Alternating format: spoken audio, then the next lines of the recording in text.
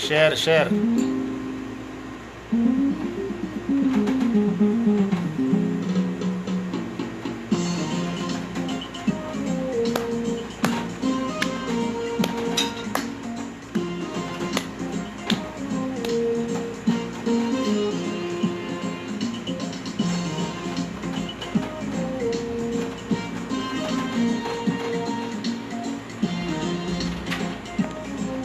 share share share share share share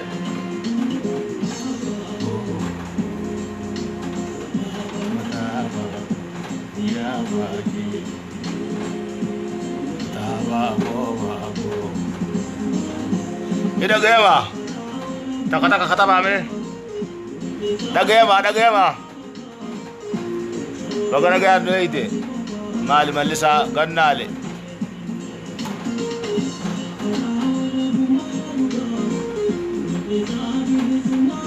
واحد دوكا بنيرو في جرا سينا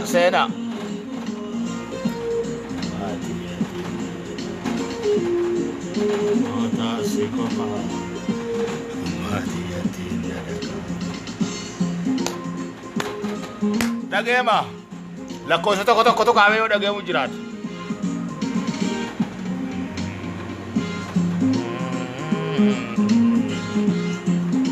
سغلي مخيفه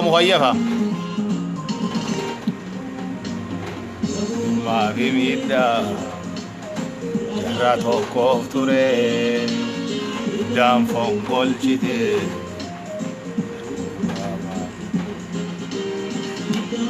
rumati sonsi bigile totadi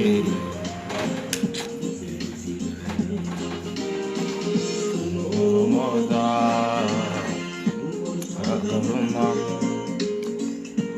share ko na mujhe to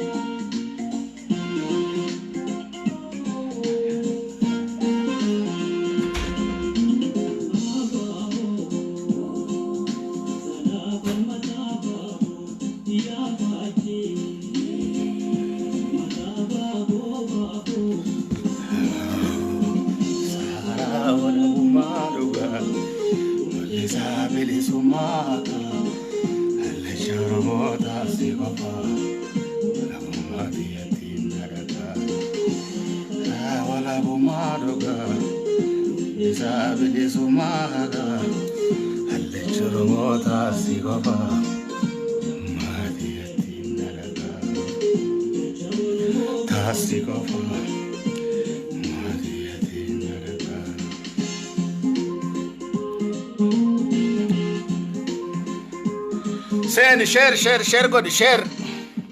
hida gema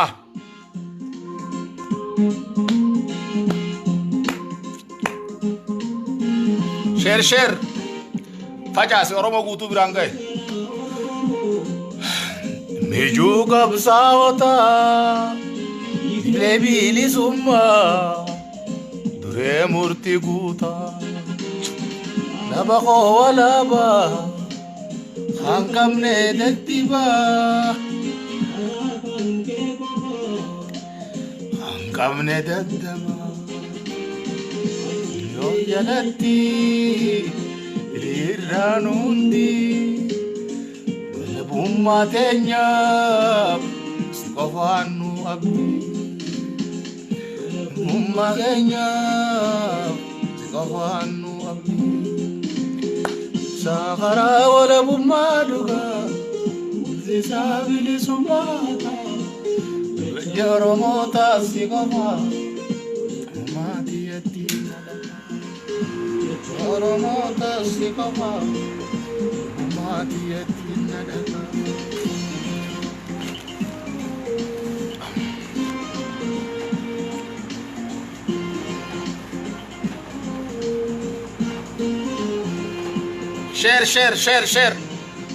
share godi obboleen keenya hundaan gaya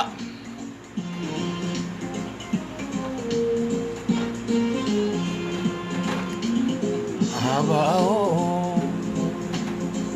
palmataba ya faji palmataba bo abao sagara wala bumaduga mulisa bilisumaka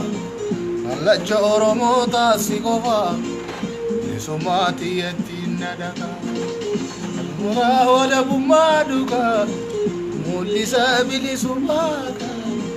allacha oromoo taasi qofa isumatiyyatti nadaka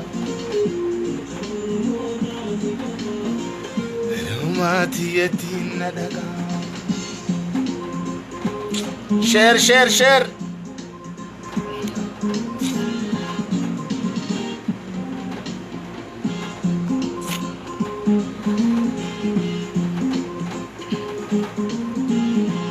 share godi share oromo oromia oromo yaramte oromoda abu kacha turte malagan dardarte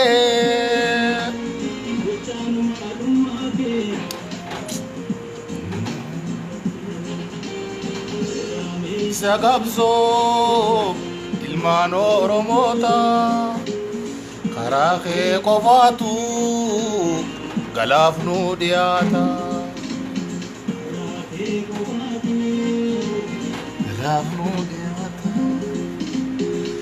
sagaraa walabummaa dhuga isaa bilisummaaka dallacha oromoota si qaba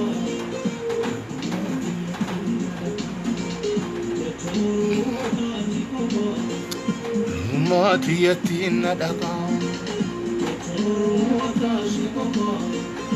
ummatiyyatti nadaka السلام عليكم ورحمة الله وبركاته. إردي بي بريخ يا خبجمو في جالتمو إلمان أرومودا كاكالي إلمان صباح رفيتين جرا irraa waa sadii qabxii sadii irratti dubbachuu barbaada. Qabxiin tokkoffaan waa'ee goollicha dheengeeti. Qabxiin lammaffaa waa'ee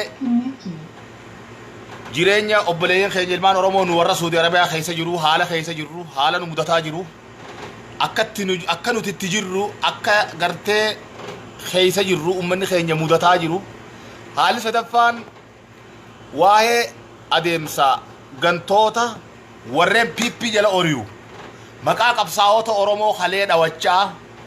PP biltiqinnaa irraa jala warreen oriyu kanarratti dubbachuu barbaada. Waa sadeen kanarratti dubbachuu barbaada. Tokkoffaa waa'ee goollicha dheengeedha. Goollichi dheengeedha qabsaa'aa Oromooti, sabboonaadha. Nama waraana bilisummaa Oromoo Boorana keessatti eegaa adda bilisummaa Oromoo Harargee fi Baalee keessaa cabee bahe gara Keeniyaatti jaaree dandamachiise. Qooda qabsoo keessaa nama qabaachuu ture. Akkasitti Oromoodhaaf laffa'ee nama waggaa 27 waggaa 30 ol uummata Oromootiif beelaa fi dheebuu fi roobaa fi gartee aduu danda'ee qabsaa'e uummata kanaaf.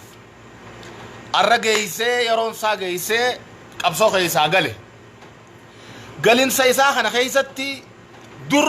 qabsoo bilisummaa Oromoo keessaa namni tokko waggaa galee ololli kana diinni haa qopheessu, waa dhaabni haa qopheessu, olola adda addaa deemaa jiru ture. Arra garuu ijoolleen akka waraana bilisummaa Oromootti akka ABO'tti ibsi marroon baase, ibsi odaa darbii baase, ibsa demokraasii if keessa qabu kan keessa demokraasii mul'atu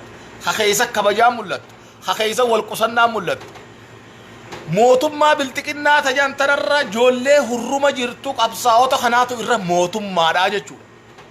maaliif amala mootummaa isaan turra qaba seera mootummaa isaan turra qaba naamusa mootummaa isaan turra qaba jechuudha maaliif hammeenya isaa fayyaa dhabee rakkinarraa hinaaffaa aangoon irraa agartee aangoon irraa fuudhamuurraa bee haa mootummaa galuu malee qabsoo keessa akka inni ture qabsoo keessatti akka inni qooda qabu rakkinuma dhibdeenu jidduu jirtu furachuu dadhabuurraa gara mootummaatti gale ja'eetuma ibsa gabaabaa qofarraa baasanii maqaballeessii fi ololaa fi hammeenyi sun tokko osoo hin deemin caljanii ajandaa biltiqinnaadhaa cufan jechuudha. Gurbaan eega fayyaa dhabee hujiirraa dhaabbatee gara Keeniyaa galee waggaa lama waggaa sadi caalee jira. Waggaa lama waggaa sadi caalee jira. Haasoo marroo kumsaa dirribaa jiru keessatti namni tokko qabsoo keessaa gane yoon isiniin jee nama isin iyyitanii jira. Nama jalan maraatinaa jee haasoo inni bara 2000 fi bara 2019 diidama keessa godhaa ture yoo yaadanne deebisaa arraaf nu deebisaadha jechuudha. Wanti kun akka jalqabumaa keessa turte. Soo kanaaf gale diina gale waan garuu goojjoo kufaa jirtu tabakkan qabne ta halkanii guyyaa diigamaa jirtu tan miidiyaa humnitisii miidiyaa afaan miidiyaa sooshaal miidiyaa irra malee hin jirre san keessa seeneeti hiree fi chaansii laffaatiin inni waggaa meeqa saba kanaaf laffa'ee badde jechuudha. Garuu akka dhaabaatti akka qabsaa'otaatti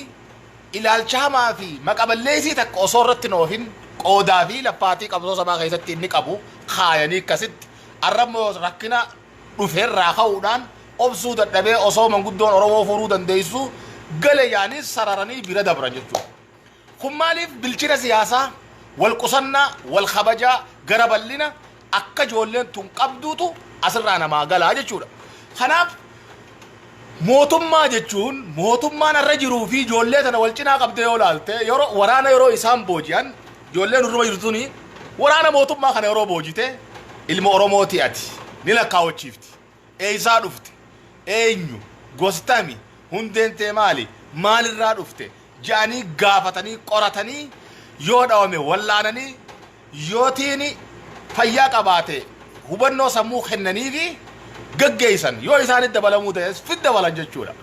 Garuu mootummaan mootummaa ifiin jiru hasagalee ummataatiin angoora ta'a ifiin jiru hagibiraa fi qabeenya ummata keenyaa fudhatee chirra taa'u jiru. Karaa seeraatiin ani mootummaa ifiin jiru yoggaa qabeenii ajjeesa torchar godha ummata dura baaseeti rasaasaan rashanaa jechuudha. Garaagarummaa jirtu hijaa qabsaawaa Oromoo ala jiruutiif jecha fira isaa obboleessa isaa biyya keessatti ajjeesaa jechuudha.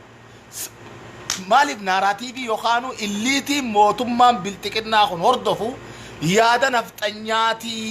nafxanyaatiin utubamee karooraa fi imaammata nafxanyaatii waan kana andargaajoo siggeefaadhaa uumee fi biraanuu naggaafaan lafa kaayee fi je'ee hayyootaa fi wallaalaa beekaan Oromoo hundi wanni iyyuu imaammanni isaanii imaammata nafxanyaatiin wal fakkaata.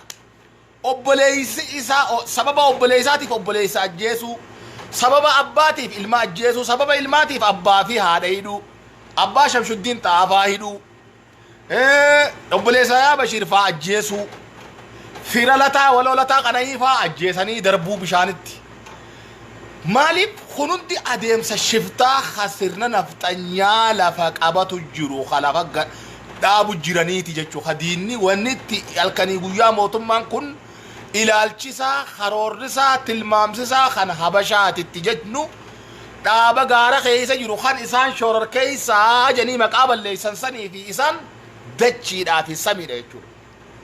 Kanaaf adeemsi ijoollee tanarraa mul'atu ilaalcha boona ilaalcha qulqulluu ilaalcha iftahanii fitti abdiidhaan saba kanaa qabsaa'uutu irraa mul'ata jechuudha ijoollee tanarraa. Maaliif gaafa milkeessaa miidhagaa waan shira isaan keessa ture achi bee saaxilu olola ijoollee PPtiin irra deemaa tures ni agarra jechuudha. Garuu goollicha dheengeedha hin oofne uummanni Oromootis hin oofne dhaabninis irratti hin dubbanne ibsa dhugaa gara mootummaa kutee والنبدأ جرتون قربان تدبي فيا دبي ورانا انقلي نما مالين قلي أججا ورانا تيجن أججا ورانا خباسا قالوا خباسا بيقلوا إيه سجير أججا ورانا قالوا هايوا فكين يعملوا تكو أبدا باسو لتيفي ليش لتشوف خرافانيس نمقلن ورانا انقا فراتني قلنين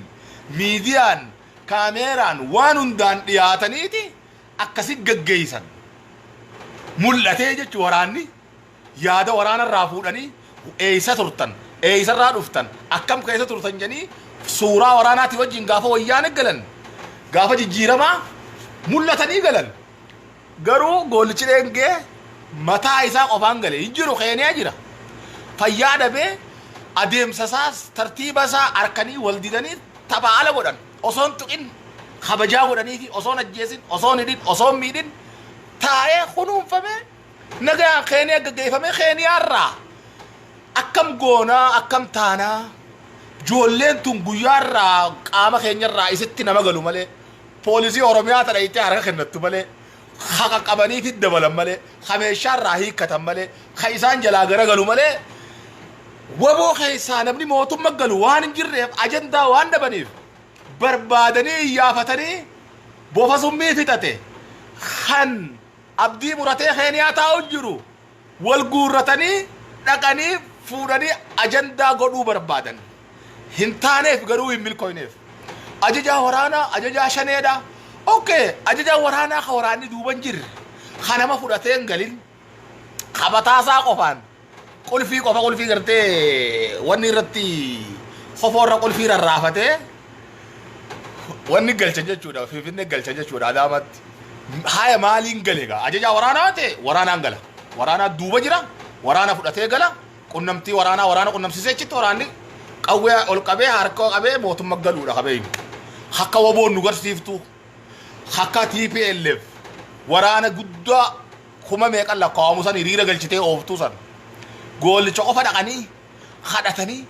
ijoollee tanarraa iccitii dhabne jabaachaa deemuu malee guddachaa deemuu malee bal'achaa deemuu malee gaxirrachaa laaffachaa deemaan jirtu ijoolleen tun ajandaa ittiin qabsaawotaa fi oromoo tana abdii murachiifnu uumuu qabnaa janii maallaqa guddaa gannaqanii horee ijaaranii karaa gosaatiin karaa dabballoota mootummaatiin karaa adda addaatiin miilarra kufanii fuudhanii goolicha galchanii ajajaa galchine janduuba hay ajajaan qullaa galu waraanni jalan jirre hawmaan jirre khami propagaandaa fi ololaaf akka ta'e namaa galaa jechuudha akkasitti gaajolleen teenya mootummaan keenya marroodha jechuudha mootummaan keenya qaceelfamaa fi ibsa seeraa kasafuu eeggate kasirnee eeggate akkasitti baasee xumurame jechuudha waa'een goolicha dheengeedha kanaaf ajandaan ittiin oromoon mabooda hamilee cabsan goolicha dheengeetii miti kumsaa dirribaa marroon jaalsanyiin gammachuu abbooyee yoo isaan kun galan qabsoon oromoodhaa hin dhaabbattu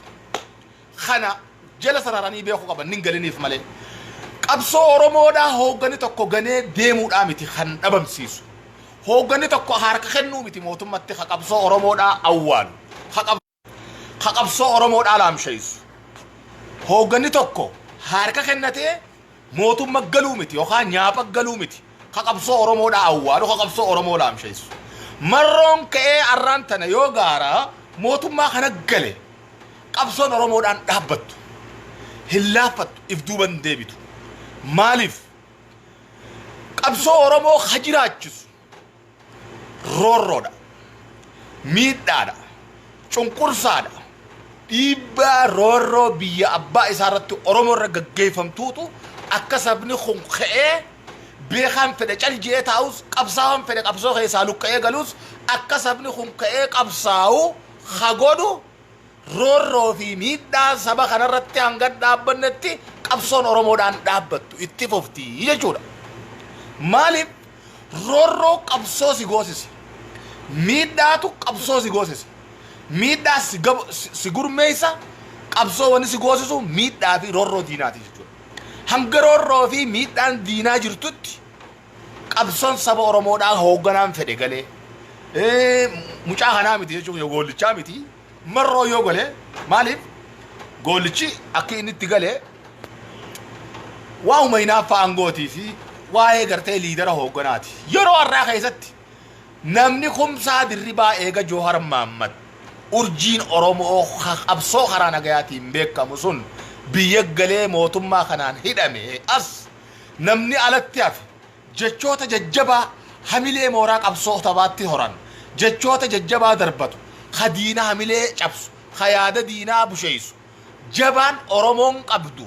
mucaa kana marroodha kumsaa dirribaati namni yeroon barbaadu haa yeroon barbaachisu khasabni fedhu qabsoon itti haajamtu khamarroo caalu hin jiru jechuudha maaliif qooda mucaa kana Oromoon guutuun khaa'u gaafa Oromoon guutuun bilisoomne jettu san kophaa kiyyaan bosona Oromiyaatii fi qamalee fi jaldeessa Oromiyaa bilisa baasa nama jee namni kun nama murannoo fi dandeettii fi karaa hundatti gahee guddaa dandeettii guddaa qabu jechuun liidera godhe rabbiin kun yeroo abbaa fedhee aaree qabsoo keessaa an hoogganaan ta'uu diti an bakka naammaltuun dhabe je'ee deema malee namni arratti waraana bilisummaa Oromootiif qabsoo Oromootiif marroo caalaa barbaachisu hin jiru jechuudha. Kanaaf marroo ittiin boonna marroo sappoortii godha uummanni Oromoo guutuun ni jaalata marroon marii sabaati marroon seenaa sabaa ta'ee jira jechuudha gabaabumatti sirna ta'ee jira marroon. Kanaaf Oromoo keessaa namni maalatti hafee qabsoo tana karaa adda addaatiin saba kana jaaruu danda'u qabsoo tanaan deemuu danda'u kamarroo caaluu hin jiru jechuudha. Goolichi haa aaru yoo fedhe abbaan fedhe yoo fedhe haa aaru qabsoo keessaa haa ba'u yoo fedhe khayeroo fi humniti amma nu barbaachiftu marroodha kumsaa dirribaati. Soo kanaaf kuni qabsoo karaa nagayaatti galee jenna. Goolichi dheengee qabsoo karaa nagayaa filatee biyya galee mootummaa wajjin qabsoon karaa nagayaa Baqqalaa Garbaa qawwee osoo dhukaasuu qabame Joohar Mahammad karaatti qawween dhukaatu beekamoo guyyaa tokko hurruma seenee beeka gurbaan kun akka barateen iskoolarshipii fudhatee biyyoota alaatti bahee barnoota siyaasaa baratee saba kana jijjiiree qabsoo akka Joohar Mahammad godhee qabsoo Maatimaa Gaandii faa Mister Maandeellaa faa yoo taate malee eeyita jirti qabsoon akka gurbaan kun godhee Afrikaa keessa nama akkasii sun hidhamee osoo qaallittii fi qilinxoo jiru qabsoo karaa lolaa dhiisee biyyatti biyyasaatti galee karaa nagayaatiin qabsaa'uu fi Joohar qawwee qabame mana Jooharitti Joohar harka qawwee qabame Joohar osoo dhukaasuu qabame Baqqalaa Garbaa osoo dhukaasuu qabame gammachuu ayyaanaa shuggutii harkaa qaba sibiila harkaa qaba qabsoo karaa nagayaa guututti qabsoo karaa nagayaa mararaa guddinaa qabsoo karaa nagayaatiin biyya Itoophiyaa san keessatti umrii waggaa meeqaa qaba mee umrii waggaa meeqaa qaba wayyaanee sanirraa kaasee hanga arraatti qabsoo karaa nagayaatti qabsoon inni jechaa ture laakiin namni sun bakka dhabee karaa dhabee kallattii dhabee miseensonni guutuun jalaa hidhamanii marfamanii bakka dhabanii arraan tana deebi'anii goolichi dheengee qabsoo karaa nagayaatiif galee yoggaa jenna diraamaa fi xiqqeenya salphina waan jarre kun haasa'u jechuudha. Karaatti qawween dhoomtu beekaa Joohar Mahammad Baqqalaa Garbaa qawwee dhahee beekaa wayyaanee irraa kaasee hanga ammaatti hidhamuma jira. Osoo kun hidhaa jiru osoo kun ukkaanfamee jiru wanni goolichi dheengee galee karaa nagayaatiin ummata kiyyaaf qabsaa'u